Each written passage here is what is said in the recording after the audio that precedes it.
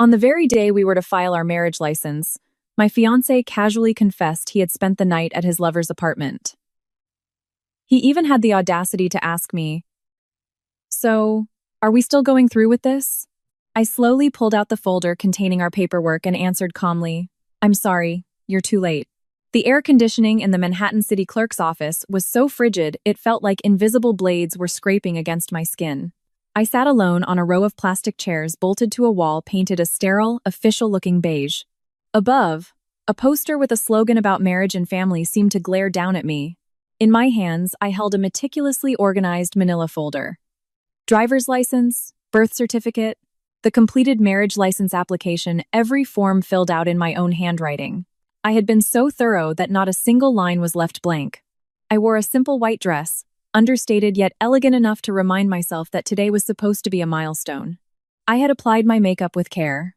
My lipstick was my favorite nude brown shade, a look that was pretty without being disruptive. My entire life had been lived by the principle of not inconveniencing others, especially his family.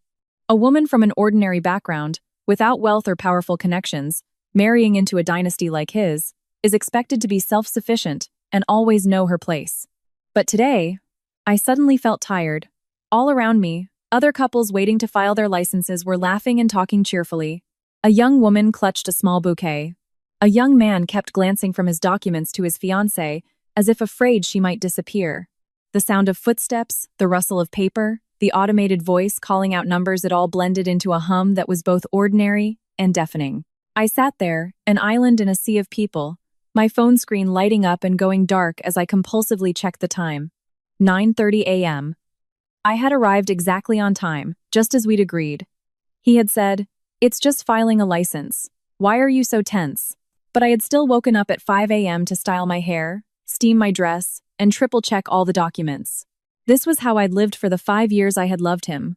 Always proactive, always prepared, always terrified of falling short, lest I give someone a reason to blame me.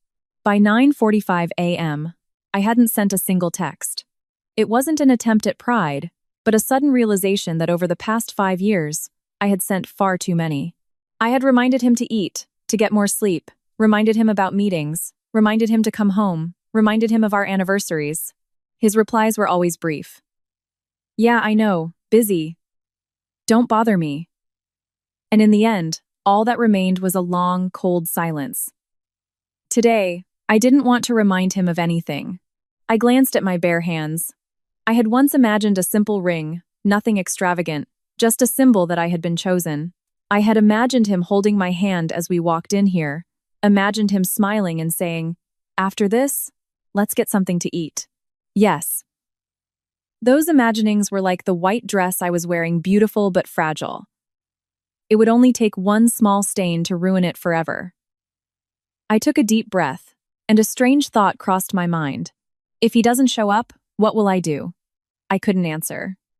5 years is a long time for a woman to lose the ability to imagine her life without that one man. I had once received a scholarship to study in London. I had been offered a job with a fashion label overseas.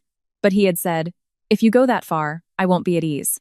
His mother had said, "A woman who is too educated will have a hard time finding a husband."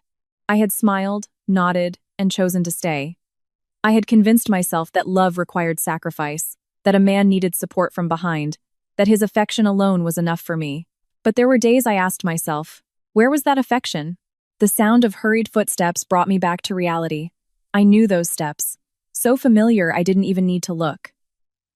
The rhythm was fast, slightly irritated, as if the person arriving wasn't here to marry a wife, but to sign a contract he had been forced to accept. He appeared in the doorway wearing an expensive suit, his watch gleaming. His face was still handsome enough to turn heads, but his hair was a mess, and he had dark circles under his eyes, like someone who hadn't slept. He scanned the room, saw boudoir, and walked over. "You've been sitting here?" he asked. There wasn't a hint of joy in his voice, just a perfunctory question. I looked at him, and for a moment, my heart still reacted with a familiar ache. For 5 years, I had loved this face so deeply that even now, in its coldness, it felt like home. But then my eyes stopped on his collar. On the second button of his shirt, not perfectly fastened, was a smear of wine-red lipstick. The stain was stark, fresh, as if imprinted just last night. I knew that lipstick. It was Chloe's, his unforgettable old flame, a wound from the past that he nursed as if it would never heal. Chloe always seemed fragile, always in need of Preston. A single call from her, and Preston would abandon the dinner I had prepared, the birthday party I had planned, and even my silent tears. I used to tell myself she was just troubled, that Preston was only taking pity on her. I used to convince myself that I was the one he was going to marry. I was the one who would remain. But that lipstick stain slapped away all my self-assurances. He pulled up a chair and sat next to me, sighing before placing his document folder in my lap, as if handing off a chore. Traffic was brutal. Why did you have to come so early? A casual complaint, but enough to make me understand. He still wanted to blame the circumstances, to blame me for being too eager. I didn't answer. I stared at the lipstick stain and then looked directly into his eyes. I could hear the hum of the air conditioning, the laughter of a couple behind us, the slow, deliberate beat of my own heart, as if it were counting down to something. "Where were you last night?" I asked. My voice was eerily calm. Each word was clear, as if I had been rehearsing it for a long time. He was taken aback. For a second, the annoyance on his face froze, as if doused with ice water. Then he smirked, as if he'd just heard a stupid question. He tugged at his collar, looking at me with an irritated expression, as if I had invaded his privacy. "What are you asking?" I kept my gaze fixed on him. I wasn't asking to find out. The answer was already on his collar. I was asking because I wanted to end this with dignity, to close the chapter on 5 years of my youth that I had misplaced. I was asking so I could hear the truth for myself, hear it one last time, and then be done. He leaned back, his voice casual, as if discussing a business meeting. Chloe wasn't feeling well. She was having trouble breathing. I went over to stay with her last night. My throat felt dry, but it didn't hurt. Strangely, there was no pain. Only a cold emptiness that opened up in my chest. As if something I had been clutching for 5 years had just shattered into a million pieces. And I could only stand there, staring, with no energy to pick them up. He looked at me as if he were the victor. He spoke with a tone that was almost arrogant. He paused for a moment, then asked directly, his voice dismissive, as if cornering me. "Now, tell me, are we getting married or not?" I was silent. In that silence, my whole life flashed before my eyes like a movie. The times I waited for him outside restaurants late at night because he was busy. The time his mother looked me up and down before saying, "Well, at least she's obedient." The times I forced a smile as he talked freely about Chloe in front of me. The times I pushed myself down, telling myself I had to know my place. I thought I had endured it all for love. But now, looking at the lipstick on his collar, I finally understood. I endured it because I was afraid of loss, because of my own low self-esteem, because of a sense of manufactured indebtedness they had used to bind me. He saw I wasn't answering and frowned. "What drama are you trying to start now?" Suddenly, I wanted to laugh. Not a bitter laugh, but the laugh of someone who had just woken up from a long, troubled dream. I looked down, opened my purse, and my fingers touched a small, cold object, a black flash drive. It had been in there for a long time, like a knife hidden up my sleeve, waiting for the day I no longer wanted to be the good girl. I lifted my face, met his gaze, and for the first time today, I felt like I could breathe. "You're too late," I said. My voice was as light as the wind, but each word fell like a sharpened blade. He frowned. "What do you mean?" I didn't answer right away. I glanced toward the lobby. The crowds were still milling about, and in a corner near the entrance, a tall man in a black suit stood leaning against a pillar. His gaze was calm, as if he were watching a show. I knew that man. Preston's greatest rival. The man he hated most, the one he always mentioned with a sneer when he was drunk with his friends. Damian Sterling, CEO of Sterling Corp.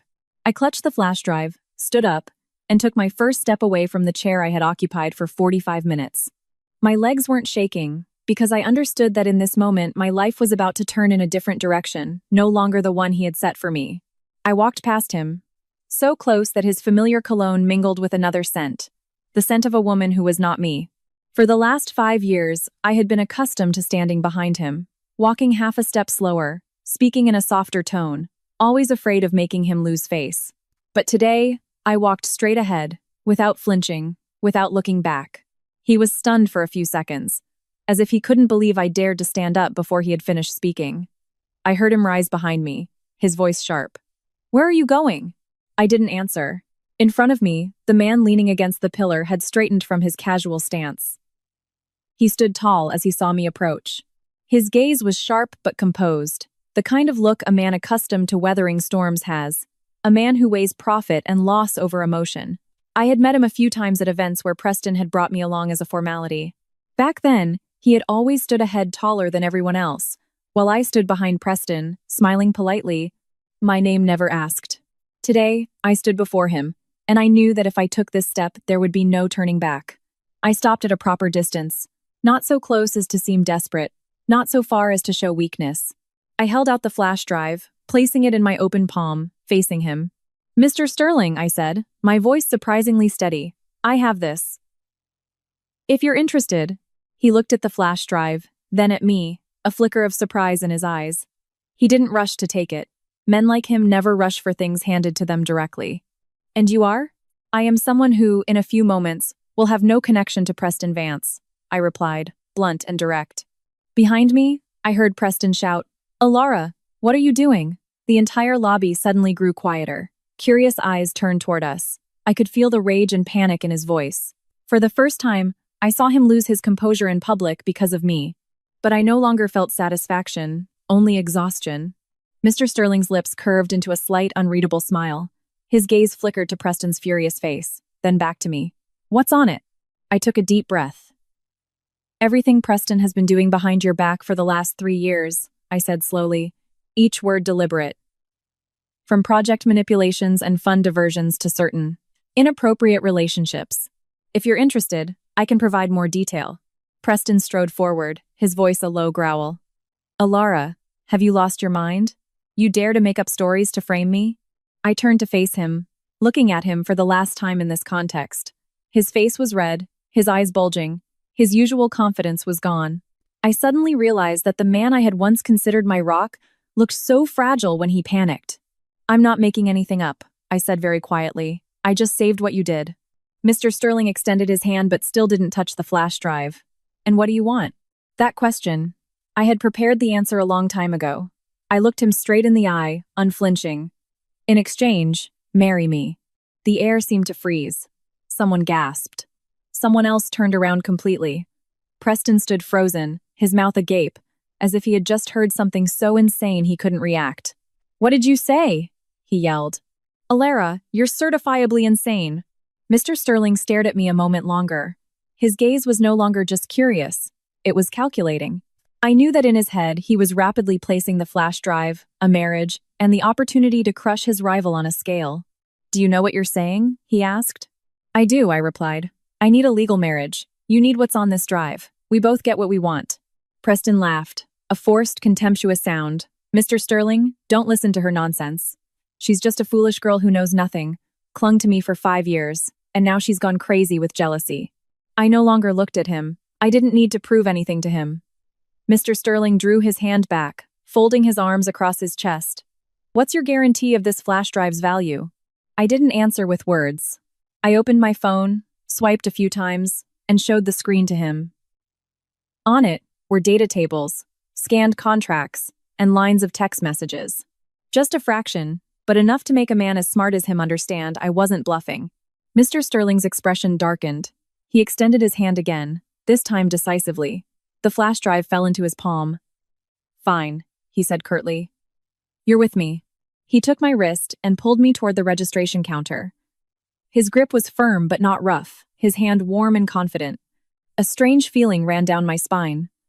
I didn't know if it was fear or relief. "Sterling, don't be ridiculous," Preston followed, his voice breaking. "This is a private matter between her and me." Mr. Sterling didn't turn around. "It's no longer a private matter," he said flatly, "because she is about to become my wife." I was pulled along, not looking back at Preston, but I heard his curses, the sound of security guards approaching, the whispers spreading through the lobby. I didn't look back because I knew if I did, I would see 5 years of my youth being torn apart before my eyes. We stood before the registration clerk. The official looked up, glanced at the two of us, then at our documents. "Are you here to file for a marriage license?" "Yes," Mr. Sterling replied firmly. My heart was pounding. There was no turning back. "The lady's documents," the clerk prompted. I handed over my folder. Everything had been ready from the start. Only the man standing beside me had changed. Mr. Sterling handed over his as well. The clerk checked them and nodded. Please wait a moment. We sat down. This time I no longer felt cold. My mind was blank, as if I had just stepped out of a hurricane. Mr. Sterling turned to me. You're not afraid? I stared straight ahead. I've been afraid long enough, I said. Not anymore. He gave a slight, almost imperceptible smile. Interesting. In the distance, I heard Preston's final shouts before he was escorted out by security. I didn't watch. I just stared at the beige wall in front of me, the place that would soon record a new milestone in my life. When the clerk called our names, I stood up. My legs trembled slightly, but my back was straight. I signed my name. Each stroke felt familiar, but this time I no longer felt like I was signing my life away to someone else. When the official marriage certificate was placed in my hands, I suddenly felt a tangible warmth. I looked down at it, then lifted my face. In the photo, I wasn't smiling. My expression was blank. But behind me stood a man who was looking at me, the corners of his lips curved into an inscrutable smile. Stepping out of the city clerk's office, the New York sun felt sharp. I stopped and took a deep breath. An hour ago, I was a betrayed fiancé. An hour later, I had become the legal wife of the most powerful man Preston Vance had ever hated. Mr. Sterling opened the car door for me. Get in, my wife, he said. I paused for a second at those two words, then got in. The car started moving, leaving the familiar street behind. I looked out the window as the city seemed to move backward. I didn't know where I was going, but I knew one thing for sure. I would never return to the old road again. The black sedan glided so smoothly I felt like I was floating on water. Outside, New York was still noisy, still gridlocked, still full of blaring horns. But inside the car, it was a different world, soundproofed and scented with the sandalwood of Mr. Place. Sterling's cologne. I sat back in the seat, my hands in my lap, my head still buzzing as if from a long, surreal dream. Mr. Sterling, my husband, now sat beside me in silence. He didn't ask if I had regrets, nor did he offer any comfort. He was like someone who had just closed a business deal, giving his mind a few minutes of rest before moving on to the next phase. His calmness was unsettling, yet it made me feel strangely secure. At least he didn't see me as an emotional plaything. After a few moments, he finally spoke. From now on, you'll live with me. His voice was heavy, neither a command nor a question. I looked out the window at the familiar buildings receding into the distance. Where? I asked. My home, he answered simply. The Upper East Side. I nodded. I didn't ask if it was a penthouse or a townhouse. I didn't ask who else lived there. I knew that by getting into this car, I had agreed to play by the rules of the man behind the wheel. The car turned onto a quiet, tree-lined street. A tall iron gate opened and then closed behind us. A large, modern colonial house in white appeared not ostentatious, but expansive and serene. I got out of the car, breathing in the scent of freshly cut grass. Come in, he said. Inside, the house felt even cooler, not from the air conditioning, but from the silence. The interior was minimalist, dominated by shades of gray, black, and dark wood. There were no family photos, no excessive decorations. The house was like its owner, orderly, controlled, and emotionally detached. He took off his suit jacket, draped it over the back of a chair, and walked straight to the living room. Sit, he said. We need to talk. I sat on the sofa, my back straight. I knew this was the important part. The chaos at the clerk's office was just the prelude. He poured 2 glasses of water, placing one in front of me. Our marriage, he began, is an agreement. I looked at him and nodded. I had never deluded myself into thinking I had just been saved by love. The term is 1 year, he continued. For this year, you are my legal wife. You will appear with me at necessary functions. You will not interfere with my work. I will not interfere with your personal life. He paused, watching for my reaction. I said nothing. In return, he went on. I will resolve the situation with Preston completely, ensuring he can never bother you again. My heart clenched slightly, but I kept my voice steady. And after 1 year? After 1 year, we divorce, he replied. You leave, clean, with no strings attached. I will provide you with a substantial financial settlement. He spoke of money as if discussing the weather. I closed my eyes for a moment. In my mind, I saw an image of Preston's mother placing an envelope on a table, telling me with a pitying tone, Dear, in this life, we must know our place. I don't need the money, I said, opening my eyes. Mr. Sterling raised an eyebrow slightly. I need you to do exactly as you've said, I continued. And I need one more thing. He leaned back, folding his arms. Name it. I need you to give me the freedom to work, I said. I don't want to be a wife who just stands behind you. He studied me for a long time. It was no longer the look of a man weighing profit and loss, but of someone evaluating a new partner. Fine, he said, as long as it doesn't affect me. I nodded. That's all I ask. He stood and called for a housekeeper. Show my wife to her room, he said. The one on the left, second floor. I followed the housekeeper up the stairs. The room was spacious and clean, with a large window overlooking the garden. I put down my bag and sat on the edge of the bed. It was only then that a profound exhaustion washed over me. I had been holding myself together for hours, and now I could feel my hands trembling slightly. I opened my phone. Over 30 missed calls from Preston. A flood of texts followed a barrage of curses, threats, and then, please. Alara, come home. What game are you playing? I was wrong, okay? I was wrong. I stared at the screen for a moment, then turned it off. I didn't block him immediately. I wanted to let him talk to the void. Later that evening, Damien came home late. I heard the car in the driveway, then his footsteps. He walked into the living room and saw me sitting there, reading some documents. You're not asleep? Not tired yet, I replied. He nodded, not pressing further. We ate dinner in silence. It wasn't like a newlywed couple, nor was it like two strangers. It felt more like two people on the same boat, who knew they needed each other to get through the storm but didn't yet trust each other enough to let go of the rails. Before he went up to his room, he said, starting tomorrow, everything will move quickly. I understood what he meant. This marriage wasn't just a name on a piece of paper. It would be scrutinized, talked about, and tested. That night, I lay in a strange bed, staring at the ceiling. For the first time in years, I didn't miss Preston. I just felt empty.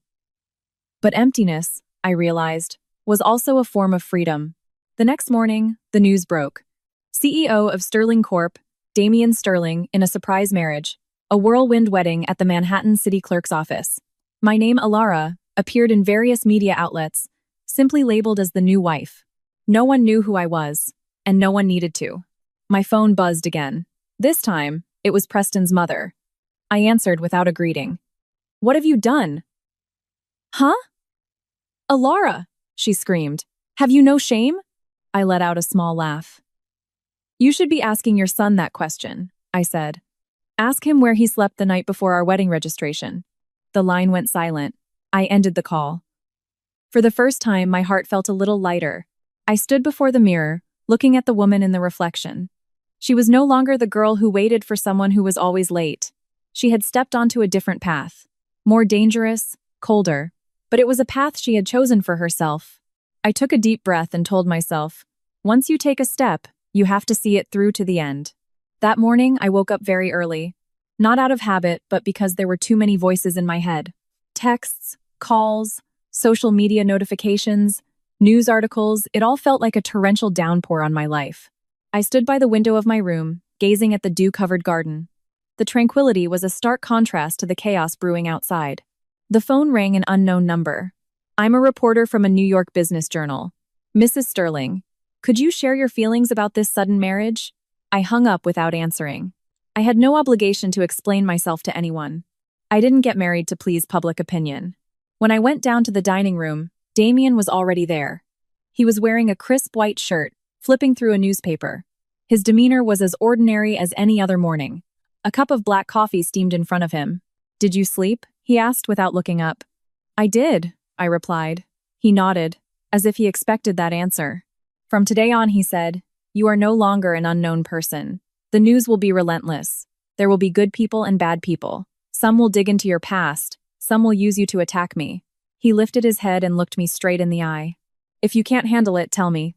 I looked at him, for the first time realizing that within his cold demeanor, there was something defined as a boundary.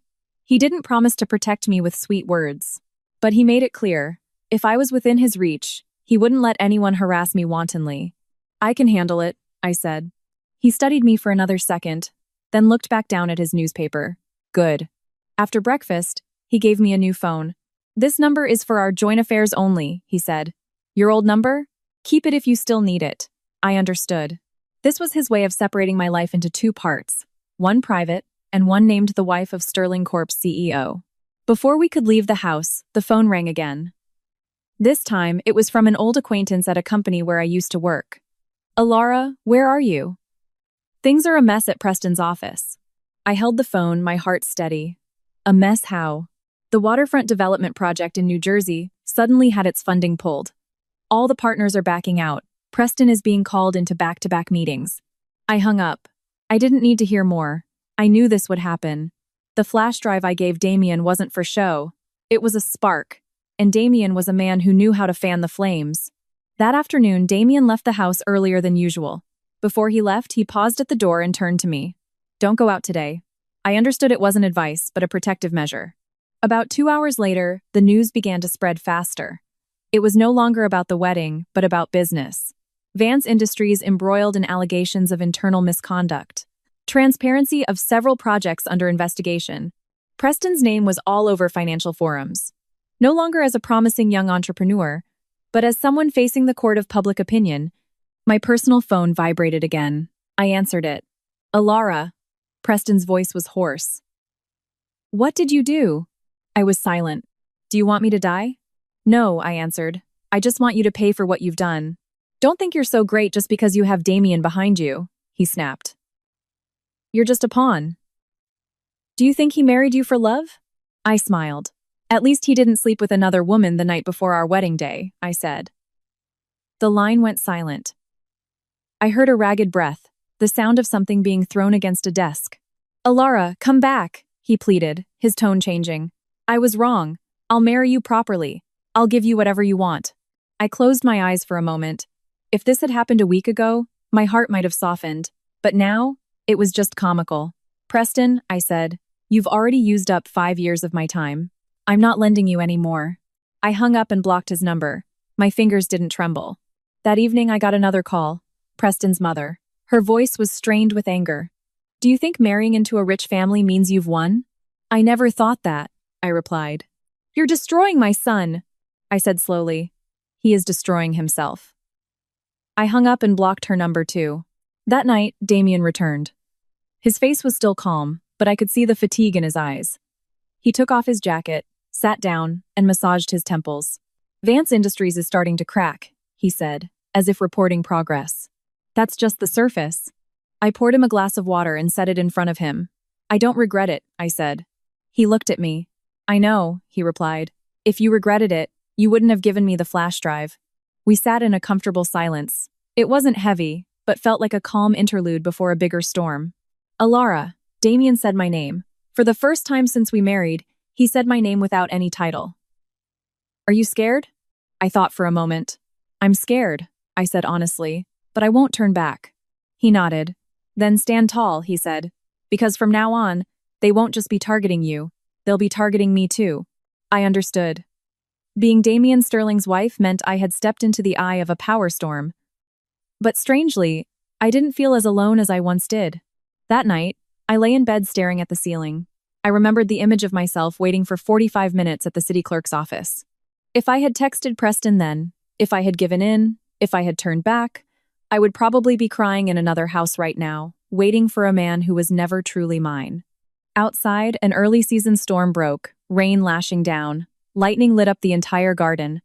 I pulled the blanket closer and closed my eyes. My heart was crystal clear. The old door had slammed shut, and ahead of me was a path that was anything but easy. But it was my own. The day after our whirlwind marriage registration, Damien told me curtly, "There's a party tonight. You're coming with me." I was sitting at a desk in a corner of the living room. In my hands was a notebook filled with ideas I had neglected for years. At his words, my hand paused. "What kind of party?" I asked. "An internal networking event for business leaders," he replied calmly. "But Preston's people will be there." I understood immediately. This wasn't just a party, it was my official debut as Damien's wife. A moment where I would have to stand tall against probing, scornful, and even hateful stares. "What should I prepare?" I asked. He looked me up and down. His gaze was quick, the look of a man accustomed to assessing the whole rather than the details. "Be yourself," he said. "Don't be afraid." I pressed my lips together. Coming from him, the words "don't be afraid" weren't a comfort, but a reminder that fear wouldn't change a thing. That afternoon, a personal shopper took me to a high-end boutique. I chose a deep navy blue gown. The cut was sharp and fitted, not flashy but striking. I didn't want to look like a new bride, nor did I want to be a mere accessory standing next to him. I wanted to stand as his equal. When Damien emerged from the dressing room in a perfectly tailored black suit, I suddenly understood why people called him a man of power. It wasn't just his appearance, but his aura. He could stand there without saying a word and command a room's attention. He extended his arm. "Let's go." I placed my hand on his. This time, I didn't feel like I was being pulled along. I was walking with him. The party was held at a lavish hotel in Midtown. Golden lights, soft music, the clinking of glasses. The moment we walked in, I felt the atmosphere shift. Quiet conversations slowed, and more eyes turned to us. Mr. Sterling, a middle-aged man, approached with a sycophantic smile. "Congratulations. The news was quite a shock." "Thank you," Damien replied with a nod, then turned to me. "My wife, Alara." I smiled and nodded in greeting. I didn't bow my head too low, nor did I lift my chin too high. I knew that at parties like this, the slightest hint of weakness would invite others to step on you. We hadn't walked far when a familiar stare made my skin crawl. Chloe. She stood near the bar, wearing a pale white dress, looking as fragile as ever. When she saw me, her eyes widened in shock before quickly shifting to the practiced look of sorrow she always wore. She approached, walking straight toward Damien. "Mr. Sterling," she greeted in a soft voice. "I didn't expect to see you here." Damien gave a polite nod. "Hello." Chloe turned to me, her eyes scanning me from head to toe, then smiled. "Sister, you." "I'm Mr. Sterling's wife," I answered before she could finish. My voice was calm. The smile on Chloe's lips tightened for a fraction of a second, but it was long enough for me to notice. "Oh," she said quietly. "Congratulations to you both." I looked at her not with hatred or contempt, but with a distant sense of familiarity, as if seeing a past version of myself who lived on the pity of others. "Thank you," I replied. Chloe seemed to want to say more, but another voice cut in. "Alara." I turned. It was one of Preston's old business partners. His gaze was a mix of curiosity and cynicism. "I hear your fortunes changed quickly." The air around us grew cold. I felt Damien's hand gently squeeze mine, not to control me, but as if to signal, "I'm here." I looked the man straight in the eye. "Everyone's fortune can change," I said. "It's just that some change by choice, and others change by consequence." A few soft chuckles rippled through the nearby crowd. The man was speechless. Damien leaned down and whispered in my ear. "Well done," he said quietly. We continued to move through the room. Every person who greeted us had their own agenda. Some wanted to flatter Damien, some wanted to pry for information from me, and some wanted to judge whether I was worthy. I answered just enough, not too friendly, not too cold. I realized that 5 years of living in someone else's shadow had taught me one valuable skill: how to read people's eyes. In a corner of the room, I saw Preston. He stood alone, a glass of wine in his hand, his face far more gaunt than before. When he saw me, his eyes flashed with a mixture of anger and pain. He started to walk toward me, but was blocked by a group of people. I didn't avoid him, nor did I approach him. I just stood calmly beside Damien. Our eyes met for a few seconds. I no longer felt the urge to ask him why. The answer was already too clear. The party dragged on. By the time we left, I realized my shoulders were aching with tension. In the car, I let out a long sigh. "Tired?" Damien asked. "Exhausted," I answered honestly, "but it's okay." He nodded. "The first time is always the hardest," he said. "You'll get used to it." I turned to look at him. "How long have you been used to this?" He was silent for a few seconds. "A long time," he answered. I understood. Power wasn't free. It was paid for with loneliness. That night I sat alone in my room, opened my notebook, and wrote a single line. "If you step into the light, you have to be able to withstand the glare." I didn't know what price I would have to pay for this choice, but I knew I didn't want to go back to the old darkness. After that night's party, I began to better understand what it meant to be in the spotlight. It wasn't as warm as people imagined. It was hot, blinding, and there were always eyes searching for a mistake. The next morning, when I opened my phone, messages flooded in like rain. No longer direct insults, but probing, circular questions wrapped in sweet words. "Alara, how long have you known Mr. Sterling? What did you do before getting married?" Any plans to get involved with the company? I read them and put my phone down. I didn't reply. Damien had been clear. The more you talk, the more openings you create. That morning, Damien left early. Before he went, he paused at the door and looked at me for a moment. "Stay home today," he said. "Don't go out alone." I nodded. He didn't explain, but I understood. When an animal is cornered, it will bite indiscriminately. Preston was in that phase. Around noon, I received a call from a number I knew well. Haley, my only true friend for the past few years. "Alara," Haley's voice trembled. "Are you okay?" "I'm fine," I replied. "Why?" "The gossip out there is awful," Haley said quickly. "They're saying you were Damien's mistress, that you were forced to marry to legitimize the affair. Others are saying you were a spy planted to destroy Preston." I closed my eyes for a moment. Even though I was mentally prepared, hearing it directly was still unpleasant. "Don't read it," Haley continued. "I'm worried you won't be able to take it." I laughed, a bitter sound. "I'm strong," I said. The words felt lighter than I expected. After hanging up, I stood and walked to the garden. Sunlight streamed onto the green lawn. I suddenly remembered the days I used to hide behind Preston at parties, listening to people praise his genius while I was just called his obedient girlfriend. I was used to being underestimated. It was just that this time, the condescension wore a different cloak, more malicious and more overt. Later that afternoon, Damien called. "Someone wants to meet you," he said. "Who?" "My mother." I was silent for a few seconds. I knew this moment would come sooner or later. "When?" I asked. "Tonight," he replied. "I'll be home early." After hanging up, I sat down. My hands were cold. Not because I was afraid the marriage would fail, but because I was all too familiar with the gaze of wealthy matriarchs sizing up a potential daughter-in-law with cruel standards. Preston's mother had looked at me that way. I didn't want to repeat it. That night, Damien came home on time. He changed quickly and then looked at me. "You don't have to force yourself," he said. "I know what I have to do," I replied, though my voice wasn't as confident. We arrived at the main family estate in Greenwich, Connecticut. It was an old mansion with a high gate and sprawling grounds. The atmosphere was different from the house in Manhattan. Here, there was the scent of long-held power, the aroma of decisions that had determined the fates of many. Damien's mother was seated in the living room. She wore a dark velvet designer dress, her hair styled in a neat chignon. Her gaze was sharp but not overtly hostile. She looked at me from head to toe, very slowly. "Good evening, Mrs. Sterling," I said, inclining my head just enough. "Sit," she said flatly. We sat. No one rushed to speak. She was the one who broke the silence. "Alara," she said, "I've looked into your background." I nodded. "An ordinary family," she continued. "Your past is even tied to the Vance Group. Do you know why I don't approve?" I took a deep breath. "Because I don't fit the image of the daughter-in-law you expected," I said directly. She raised an eyebrow slightly, perhaps not expecting such a frank answer. "You're very direct," she said. "I thought being direct would save us both time," I replied. The tension in the room grew thicker. Damien sat beside me without speaking, but I could feel his shoulders tense slightly. "Why did you marry my son?" she asked. I didn't flinch. "For mutual interests," I said. At first, Damien turned to look at me, his eyes showing a flicker of surprise. "But," I continued, "I am not deceiving him, and I am not using this marriage for personal gain. I didn't ask for money or power. I only asked for a legal marriage and a sense of security." She was silent for a long time, then turned to her son. "You hear that?"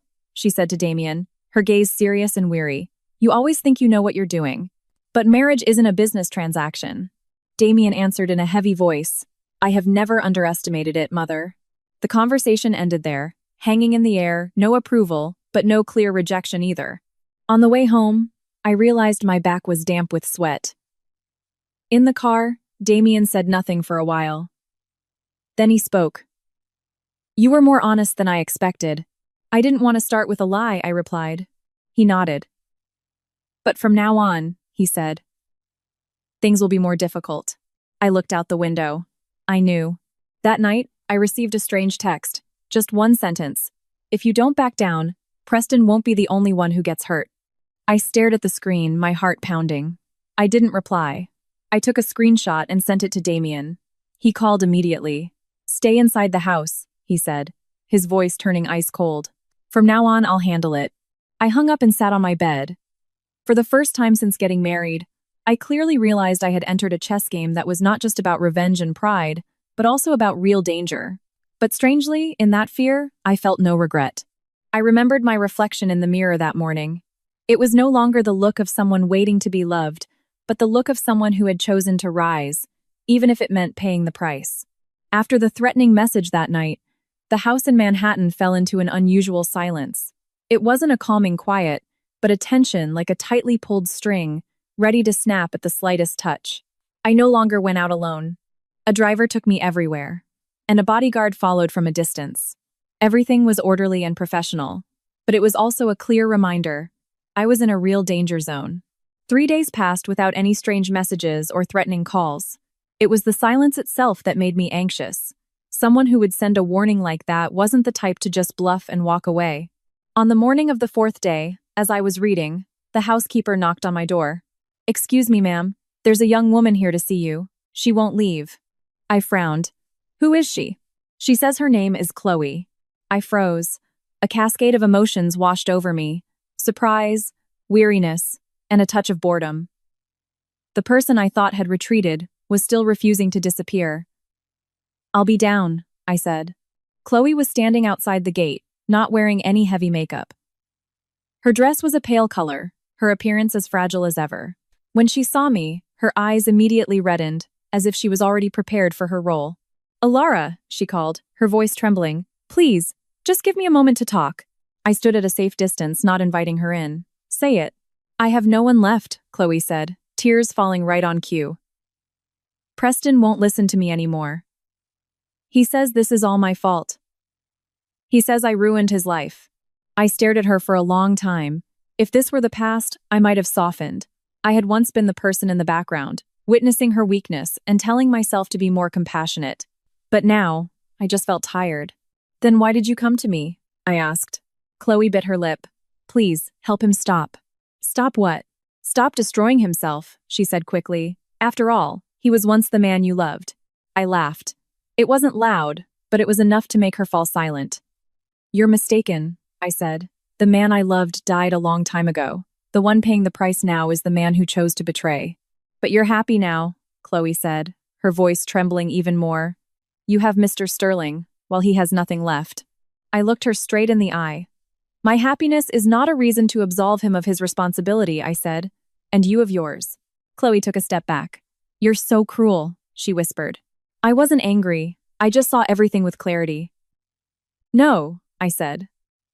"I'm just not stupid anymore." Chloe stood there for a moment, then turned and walked away. Her steps were unsteady, as if she might fall. I watched her go without calling her back.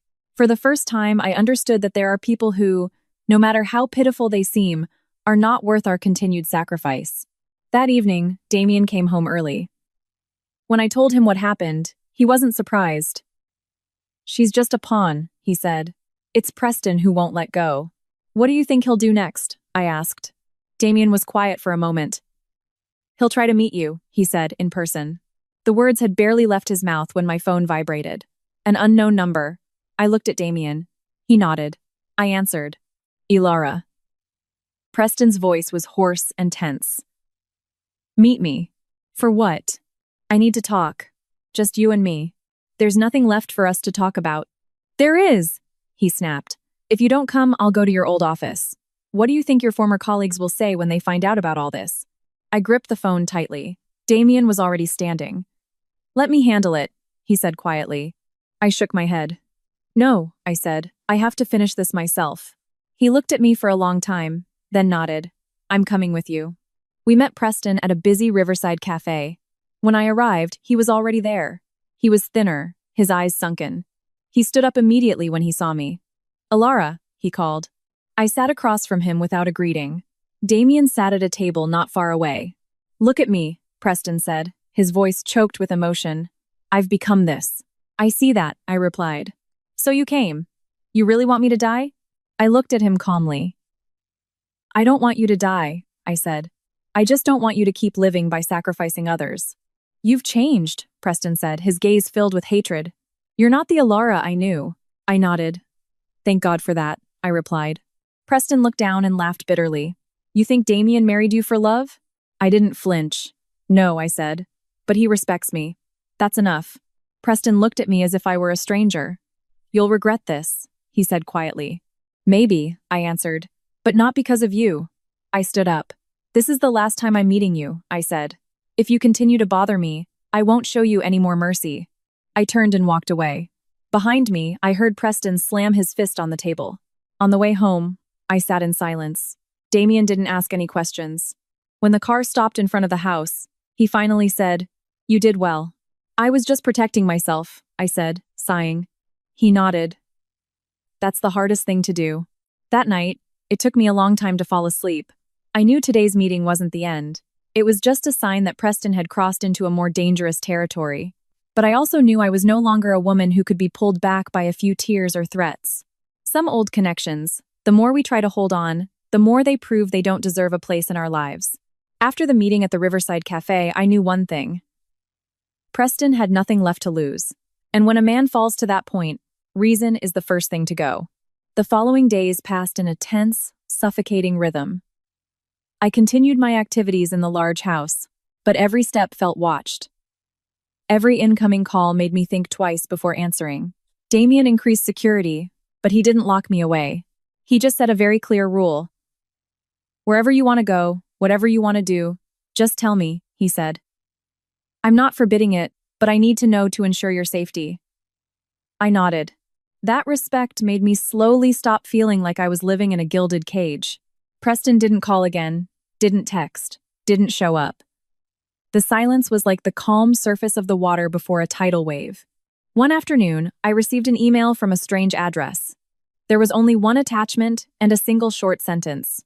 "Watch this, so you know if you made the right or wrong choice." I stared at the screen for a long time. My instinct told me not to open it, but I also understood that avoidance would never solve anything. I forwarded the email to Damien before opening the file. It was a video. The footage was secretly recorded, from a low angle with poor lighting, but I recognized it immediately. It was from an old party, about 2 years ago. In the video, I was standing next to Preston, my face tired, while he laughed with his business partners. Nothing special. Until the video panned to another angle, and a voice became clear. Preston's voice. "She's obedient, which is nice for the long run, but to marry her? I'm not so sure." A few men laughed. I shut off the video. My heart didn't ache as much as I expected. There was just a piercing coldness. This was the voice I had endured, humbled myself for, and tried to believe in for 5 years. And this was also the clearest proof that I had not taken the wrong path. The phone rang. It was Damien. "I'm on my way home," he said, his voice heavier and more urgent than usual. "Stay in the house." When he arrived, I showed him the video. He watched it intently from beginning to end, not missing a second. "He's provoking you," he said. "He wants you to lose control." "I know," I replied. Damien looked at me, his eyes darkening. "You have your future," he said slowly, "and I won't let him touch it." That night, Damien held a closed-door meeting. I wasn't part of it, but I knew the chessboard had been laid out. The pieces of evidence I had given him were just the surface. Now, he was digging up the foundation himself. 2 days later, the news exploded. Vance Industries was officially under investigation by federal authorities for alleged money laundering and transfer pricing through shell corporations. Preston's name was plastered across the media, but this time it wasn't rumors. This time, there were numbers, documents, and official statements. Preston called me one last time. "Alara," his voice broke. "You really want to push me off the cliff?" "I'm not the one pushing," I replied. "You walked there yourself." "You think Damien is innocent? You think he's any better than me?" Preston shouted. I was silent. "You will regret this," Preston said, his voice dropping to a low hiss. "I swear it." I hung up. This time, I blocked his number permanently. That night, Damien sat with me in the living room. No TV, no phones, just the two of us and the soft yellow light. "There might be more trouble," he said. "Preston, cornered like this, it's very likely he'll do something reckless." "I'm not afraid," I answered, then paused. "But I don't want anyone to get hurt because of me." Damien looked at me for a long, long time. "You don't owe anyone anything," he said, "especially not those who hurt you." I looked at him. For the first time, I realized the distance between us was no longer what it used to be. We weren't temporary partners anymore, not just two people with the same goal. There was a steadfastness in him that made me believe that no matter how big the storm, he would remain standing. That night, I dreamt I was standing at a crossroads. Behind me was the old, dark path. In front of me was a bright but winding road. I didn't look back. The next morning, as I was drinking my coffee, security reported a disturbance at the front gate. I looked at the camera feed. Preston. His face was gaunt, his eyes bloodshot. Damien stood up immediately. "Stay here," he said. "I'll handle this." "I'm coming," I replied. We went to the gate. Seeing me, Preston lunged forward but was held back by security. "Alara!" he screamed. "Get out here and talk to me!" "I have nothing left to say to you," I answered calmly. "You destroyed everything." "I just stopped letting you destroy me," I said. Preston laughed, a strange, unhinged sound. "You think Damien will protect you forever?" Damien stepped forward, standing in front of me. "She is my wife," he said coldly. "You have no right to approach her." Preston looked at him, then at me, his eyes filled with hatred. "This isn't over," he snarled, before being dragged away by security. The gate closed. I stood there, my heart pounding. Damien turned to me. "Are you okay?" I nodded. "I'm okay," I said, "and I'm not hiding anymore." At that moment, I understood. There was no going back. What lay ahead might be blood, tears, and loss. But at least I was living by my own choices, not by anyone else's arrangements or pity. The chessboard was open, and the next move would decide everything. After Preston was dragged away from the gate, I knew the final line had been crossed. It was no longer an attempt to pull me back, no longer a half-hearted threat, but the desperation of someone ready to destroy everything to bring others down with him. The large house became quieter than ever, but it was a heavy silence. It felt as if the entire space was holding its breath, waiting for something momentous. Damien didn't say much, but I could feel the vigilance in every step he took. Security was heightened, my schedule more closely monitored, but he kept his promise. He didn't confine me, didn't command me, only protected. It made me feel both grateful and uneasy. That night, I sat alone in my small study, staring at the fashion sketches that lay abandoned on the table. The lines I had once dreamed of, which I had left behind for the sake of a single word: sacrifice. I suddenly realized that if all this ended, I couldn't continue living a passive life. Damien knocked and entered. "Not asleep yet?" "Not sleepy," I replied. He pulled up a chair and sat across from me. The lamplight fell on his face, revealing a fatigue he tried to hide during the day. "Tomorrow," he said slowly, "I'm doing something." "What is it?" "Closing the final file," he answered, "bringing everything that needs to be brought to the surface." I fell silent. I knew what that meant. When he did this, Preston would have no way out. "If he's arrested," I hesitated. "That's the consequence," Damien said in a heavy voice. "Not revenge." I nodded. I understood how important that distinction was. We sat in silence for a long time. Then, I suddenly asked, "Have you ever regretted marrying me?" Damien looked at me, his eyes deeper than usual. "What do you think?" "I don't know," I answered honestly. "I'm afraid one day you'll realize I'm just trouble." He leaned back, sighing lightly. "Alara," he called my name. "I've lived in the middle of trouble since I was a child. You're not the source of it." I looked at him. My heart trembled slightly. "Then why are you still here?" I asked. He was silent for a few seconds, as if weighing his words. At first, he said, "It was indeed for mutual interest." I didn't deny it. "But now," he continued, "I'm here because I don't want you to face this alone." Those words weren't beautiful or poetic, but they touched a very deep part of me, a part I thought had gone numb years ago. That night, I slept restlessly. I dreamed of Preston standing in the rain, shouting my name, while I stood behind thick glass, able to hear but unable to go back. When I woke up, it was still dark. In the morning, I made coffee and sat in the living room. Damien was getting ready to leave. Before heading out, he stopped. "Don't leave the house today," he said. "If anything happens, call me immediately." "Be careful," I replied. The door closed. I sat there, my heart heavy. Around noon, I received a strange message from an unlisted number. Just a single line. "If you still have any feelings left, come to the old industrial park in Queens. Alone." I stared at the screen intently. I knew it was a trap, but I also knew that if I didn't go, Preston would only become more unhinged. I tried calling Damien. The phone rang and rang but went unanswered. I stood up, put on a jacket, and told the security guard I was going for a walk in the garden. I didn't want anyone to follow. In the car, My hands felt cold. I asked myself, am I being reckless? But a clear voice in my heart said, if this isn't dealt with at the root, it will never end. The old industrial park was deserted. Preston stood there, his back to me. Hearing my footsteps, he turned. His face was gaunt, but his eyes were wild. You came, he said with a strange smile. I came to say goodbye, I replied. I've lost everything, Preston screamed. Are you satisfied now? I never wanted you to lose everything, I said. I just wanted you to stop. Stop? He laughed loudly. You think I can still stop? He moved closer. I took a step back. Preston, I said, my voice trembling but firm. You no longer have any control over my life. I used to be your entire life, he yelled. No, I replied. You were just my biggest lesson. The sound of sirens wailed in the distance. Preston froze. Damien appeared with several men. His gaze was so cold I had never seen it like that before. Enough, he said. Preston looked at him, then at me, and laughed like a madman. You won, he said to me. You won. The police arrived quickly. As Preston was being handcuffed, he turned to look at me one last time. In his eyes there was no longer hatred, only emptiness. I stood there, my legs weak. Damien came over and put a hand on my shoulder.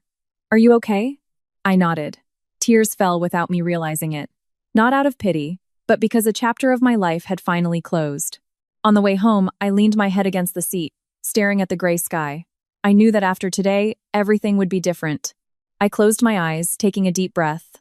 I knew tomorrow would be a very different day. After the day Preston was taken away, New York remained as bustling as ever. The traffic was still dense, the cafes still opened every morning. But for me, the world had changed. There was no longer the feeling of being watched from behind, no more midnight messages that made my heart seize. A sense of calm arrived slowly, but when it did, I realized just how long I had been living in a state of tension. Preston was detained for further investigation related to charges of making threats, coercion, and stalking. Damien didn't say much about the outcome, only that everything was proceeding according to the law. I didn't ask for more details. I didn't want to know how Preston would be punished. For me, that chapter was closed. In the following days, I spent more time at home. Not out of fear, but because I needed time to piece myself back together. In the mornings, I would make coffee and sit looking at the small garden, where sunlight fell in soft patches. For the first time in a long time, I allowed myself not to be strong. Damien remained busy, but he started coming home at a more reasonable hour. There were nights we ate dinner in silence, not needing to say much. The quiet wasn't heavy. It was like a necessary pause after a long marathon. One evening, as I was clearing the dishes, Damien stood leaning against the kitchen doorway, watching me. Do you have a plan? A plan for what? I asked. After all this settles down, he said. What do you want to do? I paused. The question made me realize something. I had become so accustomed to living in reaction to responding to problems, to surviving in situations created by others. The question of what I wanted had been dormant for too long. I don't know yet, I answered honestly, but I don't want to go back to my old life. He nodded. I don't expect you to, he said. I looked at him. Aren't you afraid I'll just bring more trouble? He smiled faintly. Trouble isn't frightening, he replied. What's frightening is living a life that isn't your own. Those words echoed in my mind all night. I lay in bed, staring at the ceiling, and for the first time, I thought about a future that wasn't tied to any man, neither Preston nor Damien. I thought about myself, Alara, and all the things I used to love before being dragged into a draining 5-year relationship. In the following days, I began to open my old sketchbooks, the notebooks of ideas I had hidden at the bottom of a closet. I once wanted to be a designer, to have my own small brand, but then I put it all aside because I thought sacrifice was the only way to keep a man. When Damien saw me starting to draw again, he didn't ask, didn't comment.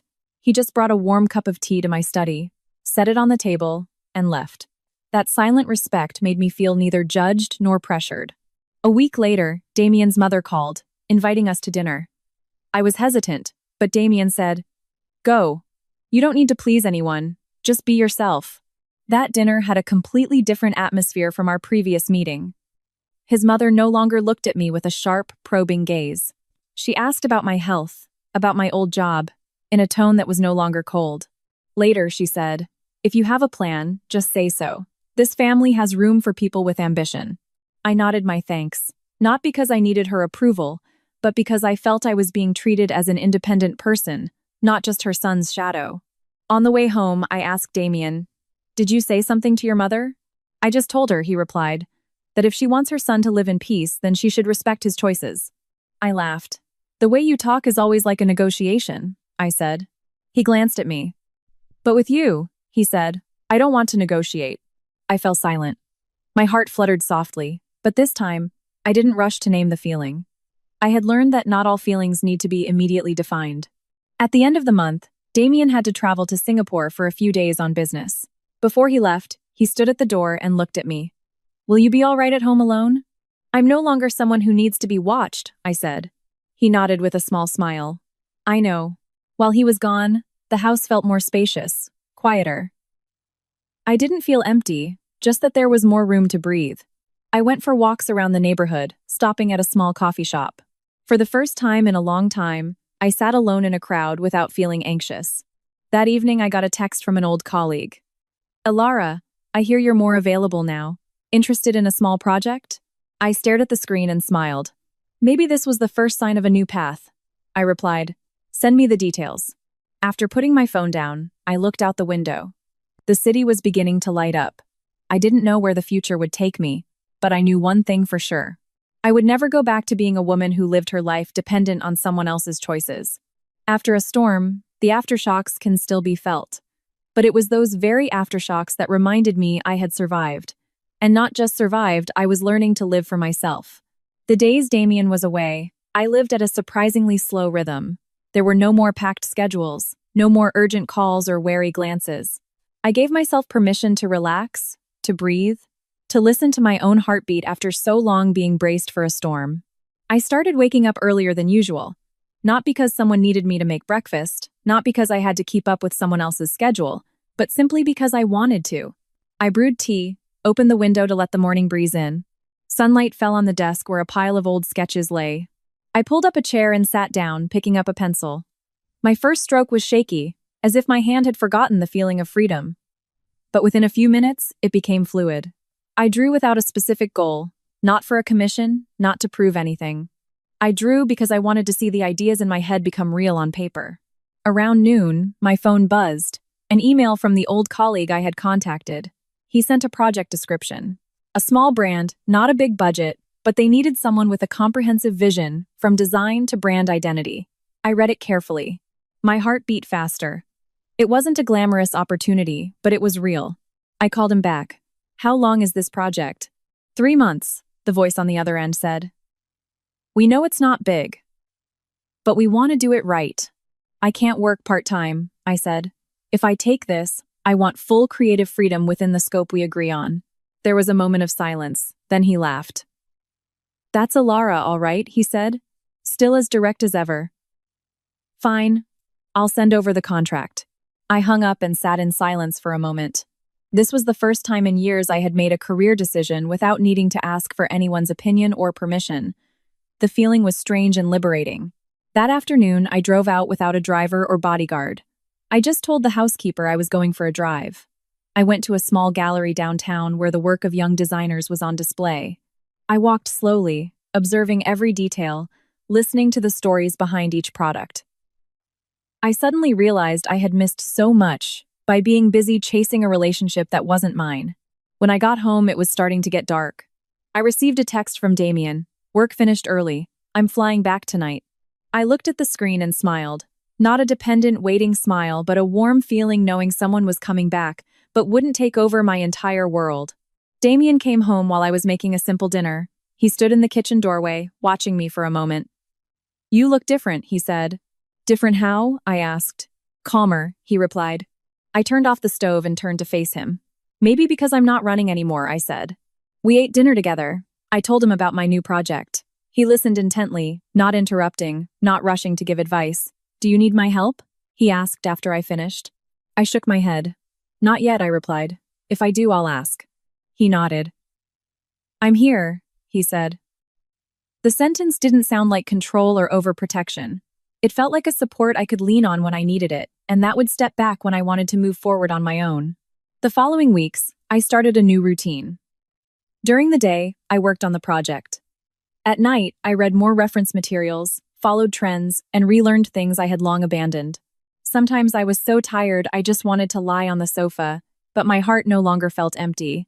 It was a good kind of tired, the fatigue of building something for myself.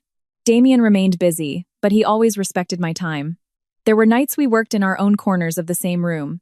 That companionship in silence didn't create distance, but a very quiet partnership. One night, as I was finalizing a design, Damien spoke. "Alara," he said, "are you scared?" "Scared of what?" I asked, my eyes still on the screen. "Scared that one day, you won't need me anymore." I stopped and turned to him. His expression wasn't anxious, just curious, as if he wanted an honest answer. "I don't think that's a scary thing," I said slowly. "What's scary is being together, but no longer being yourself." He was quiet for a moment, then smiled. "I understand," he said. At that moment, I realized we were on a very different plane than before. No longer two people dependent on circumstances, but two independent individuals choosing to stand side by side. News about Preston gradually faded from the media. His case was processed according to the law. No more sensational rumors. I heard Chloe had moved out of the city. No one knew where. I didn't try to find out more. Some people, when they leave your life, are better left completely behind. One afternoon, I received the official contract for my project. I signed it, stared at my signature on the paper, and my heart filled with a very clear feeling. I was becoming the master of my own life again. That night, I stood on the balcony, looking at the city lights. Damien came out and handed me a glass of water. "What are you thinking about?" he asked. "I was just thinking," I said, "that if I hadn't left that day, if I had just kept being patient, I might never have been standing here." Damien looked at me. "Some things have to be lost," he said, "to make way for other things to come." I nodded. I no longer hated the past. I saw it as a necessary part of my growth, a part that helped me understand what I deserved. That night, before sleeping, I wrote a single short line in my notebook. "Never trade yourself to keep anyone." I closed the book and turned off the light. In the darkness, I could clearly hear my own steady breathing. No longer rushed, no longer panicked. Just the rhythm of a new life, slowly forming from the ruins of the past. That first project pulled me into a new vortex that was both exciting and daunting. Every morning, I woke up no longer feeling empty or afraid, but with a different kind of pressure, the pressure of responsibility for my own choices.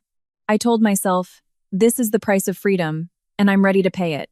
I spent most of my time in the small study at home. The wall in front of me slowly filled with sketches and mood boards. Sometimes I sat up late into the night, my eyes sore and my back aching, but when I looked back at what I had accomplished, my heart felt full in a quiet way. It wasn't a loud joy, but a silent satisfaction. Damien continued his own rhythm. There were days he came home late, days he had to travel unexpectedly. But unlike before, I no longer waited for him anxiously. I was busy with my own world. And when he returned, it was a meeting of two people with their own lives, not one person waiting and one person being waited for. One night, as I was finishing the final brand identity designs, Damien came in and stood behind me. Tense? "A little," I replied, my eyes still glued to the screen. "Want to take a break?" I shook my head. "I want to finish this," I said. "I don't want to postpone it because I'm afraid of getting it wrong." He didn't say anything more. He just placed his hand on my shoulder, massaged it lightly, and then left. The gesture didn't interrupt my train of thought. Instead, it was a reminder. I wasn't alone, but I was still the one in the driver's seat. The day of the presentation arrived faster than I expected. I brought my laptop, documents, and a healthy dose of nerves. My clients were a group of young entrepreneurs. They looked at me with a mixture of curiosity and slight doubt. I understood the feeling. I had once looked at others that way when they stepped out of their comfort zones. When I started my presentation, my voice trembled slightly at first, but it grew steadier as I went on. I spoke about the story behind the brand, its spirit, and why I chose this direction. Not because it was trendy, but because it reflected something I believed in. The meeting went longer than scheduled. When it was over, one of them looked at me and said, "We didn't expect you to understand this project so deeply." I smiled. "Because I see it as a part of myself," I replied. When I walked out of the meeting room, my legs felt weak from exhaustion, but my heart was incredibly light. Whatever the result, I knew I had done my best, and more importantly, I hadn't shied away. A few days later, I received the confirmation email. The project was approved almost in its entirety, with only a few minor adjustments needed. I read the email twice, then put down my phone and sat in silence. I didn't shout, didn't immediately call anyone. I just sat there, letting the feeling of this first success sink in slowly. That night, I told Damien, the project was approved. He looked at me, his eyes shining. "Congratulations," he said with genuine sincerity. "Thank you," I replied, "for not standing in my way." He seemed a little surprised. "I never thought of standing in your way," he said. I looked at him. "But you have the power to do so," I said. He thought for a moment. "Power," he said slowly, "is only meaningful if others allow it." Those words made me think for a long time. I realized that for years I had handed over control of my life to others, then blamed them when they used it. Now, I was learning to hold that control myself. Small changes began to appear in me. I ate more regularly, slept earlier. I made time for myself for simple pleasures like reading a book, taking a walk, or listening to music. I no longer felt guilty when I prioritized myself. One weekend, I met up with Haley again. We sat at the same old cafe where I had once cried over Preston. Haley looked at me for a long time. "You're so different," she said. "Not because you're wealthier, but because you're more solid." I laughed. "I'm still learning," I said. "How does he treat you?" Haley asked. "Well," I replied, then added, "but more importantly, I'm treating myself better." Haley nodded, her eyes thoughtful. On the way home, I thought about those words. I realized that wherever my relationship with Damien went, the most precious thing I had gained from all of this was the ability to stand strong on my own. That night, I sat jotting down new ideas for the next project. I was no longer drawing with a fear of loss, but with a spirit of exploration. Every pencil stroke was a question I asked myself. How far can I go if I believe in myself more? Damien stood in the doorway watching me. "What are you thinking about so seriously?" "I'm thinking about the future," I said without looking up. "Am I in it?" he asked, half joking, half serious. I stopped and turned to him. "You are," I replied, "but not as its center." He laughed. "I like that answer." At that moment, I understood that the feeling between us was shifting to a different state. No longer a dependency born of circumstance, but a conscious choice. That night, I lay in bed, thinking about the journey I had been on. From a woman who was afraid of loss, afraid of being abandoned, I had become someone who dared to step forward without needing to clutch tightly to anyone's hand. I didn't know what challenges the future held, but this time, I believed I was strong enough to face them. The time after the project launch passed more quickly than I could have imagined. Work drew me into new cycles, new relationships, and challenges I never thought I could handle. I started getting invited to professional discussions, to meetings where people called my name not because of my connection to someone, but because of my ability. Each time that happened, I felt the foundation within me grow stronger. Not loudly, but very tangibly. Damien remained a steady presence, like a background rhythm. We no longer monitored each other, no longer needed to report every step. There were days I came home late, and he was already asleep. There were days he was away on long business trips and I managed my own schedule. But every time we reunited, the feeling between us hadn't faded. On the contrary, it felt like two parallel lines, strong enough on their own that they didn't need to collide to stay on the same course. One morning, as I was getting ready to leave, I received a call from an unknown number. I answered. The voice on the other end was heavy and slow. "Mrs. Sterling, I'm the attorney appointed to Mr. Vance's case." My hand froze on the doorknob. "What is it?" I asked. "He would like to meet with you," the man said. "Before the official trial begins." I was silent. I thought I had completely closed the door on that name, but it turned out some doors have to be shut by hand. They don't close on their own. "I need time to think." "I understand," he replied, "but he said that if you don't come, he won't sign some important agreements." The call ended. I stood still for a long time. Not because I was afraid, but because I was asking myself, do I still need an answer from him? That night, I told Damien about it. He didn't object, nor did he push me. "Do you want to go?" he asked. "I don't know," I answered honestly. "Then go," he said. "Not for him, but for you." Those words made me decide. I didn't want to avoid it anymore. I wanted to look the past straight in the eye, not let it hang in my mind like a shadow. The day of the meeting with Preston, it was drizzling. The meeting room was separated by thick glass. When I walked in, he was already sitting there. Compared to the last time I saw him, Preston was much thinner. His eyes were no longer fierce, just weary. "Alara," he called out, his voice hoarse. I sat down, keeping my distance. "What did you want to say?" Preston looked at me for a long time, then looked down. "I'm sorry," he said. "Not because I lost everything, but because I never treated you like a person." I listened without interrupting. "I used to think," Preston continued, "that you would always be there, no matter what I did. I was used to you being behind me, cleaning up everything." I looked at him. The feeling in my heart was strange. Not anger, not pity, just a clarity that had come too late. "You chose that path," I said, "and I chose to leave." Preston nodded, the corners of his eyes turning red. "I don't expect you to forgive me," he said. "I just wanted to say it so I don't have to carry it anymore." I was silent for a few seconds, then answered. "I don't forgive what you did," I said, "but I won't carry it with me anymore, either." Preston looked at me, his eyes showing surprise. "You really have changed," he said quietly. "No," I replied. "I've just returned to where I belong." The meeting ended sooner than I expected. As I stood to leave, Preston called out, "Alara, if only I had known that day that I would lose you like this." I turned and looked him straight in the eye. "There are no if-onlys," I said. "There are only choices." Leaving that room, I took a very deep breath. The rain was still falling, but I didn't feel cold. I called Damien. "It's done," I said. "I'll pick you up," he replied.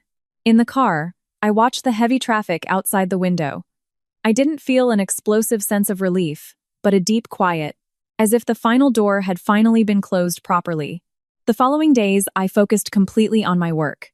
A second project started, bigger, with more pressure. I worked with a newfound confidence, no longer paralyzed by the fear of making a mistake. I learned to debate, to defend my views without being defensive. Damien and I also had more honest conversations.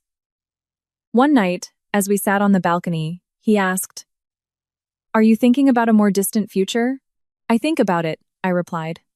"But I'm not in a rush." "Me too," he said. "I don't want to make plans to tie you down." I smiled. "Good," I said. "Let's just live it and see where this road takes us." Around that time, Damien's mother invited me to a family charity event. I was hesitant, but finally agreed. I was no longer afraid of being judged. I knew who I was, and I went there as myself. The event was relaxed. His mother looked at me, her eyes no longer filled with suspicion. "You seem busy," she said. "I am," I replied, "but it's my choice." She nodded. "I see that," she said, "and I respect it." For the first time, I didn't feel the need to try to be accepted. Approval, when it comes late, is no longer something you rely on to live. One night, I sat alone, rereading my old notebook. I read the lines I had written in the beginning, when I was still afraid, still doubtful. I smiled. Not out of arrogance, but because I could see clearly how far I had come. I wrote one new line. "The past only truly releases us when we are brave enough to face it and keep moving forward." I closed it, looking outside. The city was bright, its pulse constantly beating. I didn't know what the end of my life story would look like, but I knew I was ready for the closing of an old chapter and the opening of a new one. That year's rainy season came later than usual. The city was no longer drenched in downpours, only a gentle drizzle that fell silently, as if washing away everything that had grown old. I stood by the window of my new office, watching the flow of traffic below. Inside my heart there was a very different feeling. No longer tense, no longer anxious. Just the quiet of someone who has weathered enough storms to understand the meaning of standing tall. My work slowly found a stable rhythm. The second project was rated higher than initial expectations. I started to build long-term professional relationships. People who looked at me with respect not because I was someone's wife, but because I could do the work. There were nights I stayed at the office late, alone, perfecting small details. But I didn't feel lonely. I was building something that was my own, with my own hands. Damien remained a steady support, but not an imposing one. We no longer talked much about the distant future, no longer set rigid deadlines. Instead, we learned to be fully present in the now. There were nights we cooked together, listened to music, talked about very ordinary things. There were weekends we went our separate ways, then returned to the same home at night. I never thought a relationship could be this peaceful without self-sacrifice, without a struggle for validation. One day, at the end of the year, as I was signing the contract for a new project, I received an official notification about Preston's sentence. Everything ended as expected. I read the news quickly, then put my phone down. No strong emotions surfaced. I realized that when someone is truly in your past, even the end of their story is no longer powerful enough to stir your heart. That evening, I went home early. Damien was sitting on the balcony, looking at the city lights. I sat down beside him. "Are you okay?" he asked. "I'm okay," I replied. "And this time, I'm really okay, in the sense that everything is truly behind me." He nodded, not asking any more questions. We sat in silence for a long time, listening to the sound of the wind. "Damien," I said, "if one day my path takes me very far away, I will walk beside you, if you'll have me," he said. "And if you need to walk alone, I will respect that too." I looked at him, my heart filled with a deep gratitude. Not everyone has the grace to love someone who was once broken, once filled with fear, and then slowly became so independent that she no longer needed to depend on anyone. At the end of the year, I officially opened my own studio. A small, light-filled space. On the wall hung the very first sketches I had drawn in those days of crisis. I left them there as a reminder of where I started. The opening was not a large event, just a few close friends, some business partners, and Damien, who stood in a corner, quietly watching me. When I gave my speech, I didn't talk about success or hardship. I just said one short sentence. I used to think I had to sacrifice many things to be able to stay in someone's life. Now I understand. The most precious thing to hold on to is myself. Everyone applauded. I looked down, feeling my eyes grow a little warm. That night, back at home, I opened the notebook that had accompanied me on this entire journey. I reread my trembling words from the past, when I was still afraid of loss, afraid of being abandoned, afraid of the future. I smiled, then wrote my final line. "I have passed through fear, not to become stronger than others, but so that I would no longer be weak against myself." I closed the book. Outside, the city was still noisy. Life went on, with all its changes. But I knew that whatever happened, I would never go back to being the woman who lived in the shadow of a toxic relationship. I had learned how to love, but more importantly, I had learned how to love myself.